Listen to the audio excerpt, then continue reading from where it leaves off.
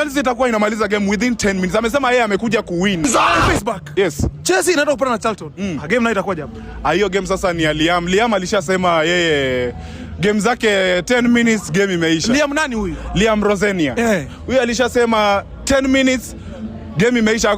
Sasa itakuwa Mazagara game za Chelsea anatoka. Game gani hiyo? Dakika 10 minutes ashatoka kwa game. Mbona nimaliza game na Chelsea ilishawin? Si ndio? Chelsea itakuwa inamaliza game within 10 minutes. Amesema yeye amekuja kuwin.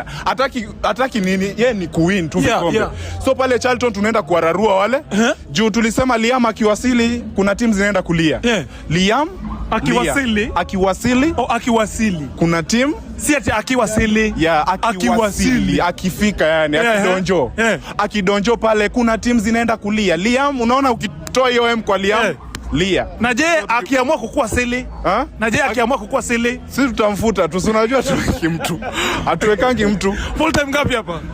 Charlton tutapiga ka 3-0 yeah. I don't think kama watatufunga. Do you think that Liam Rosenia will succeed at Chelsea?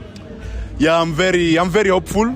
Nikiona interview yake venye alibonga ni mse ambaye anajua kitu amepewa. The same thing we saw the same thing happening with Ruben Amorim when he came to Manchester United.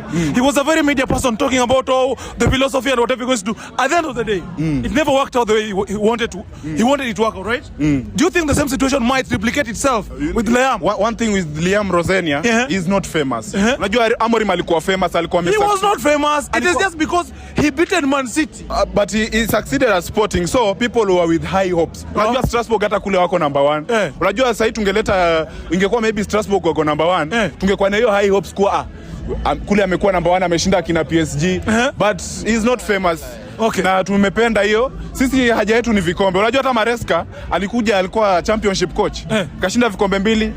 Tukamfuta. Huyu pia akikuja akishinda vikombe 2 tukiona asuasua. Makosa coach yote anafanya ni kushinda kikombe. Akishinda vikombe akianza kusuasua.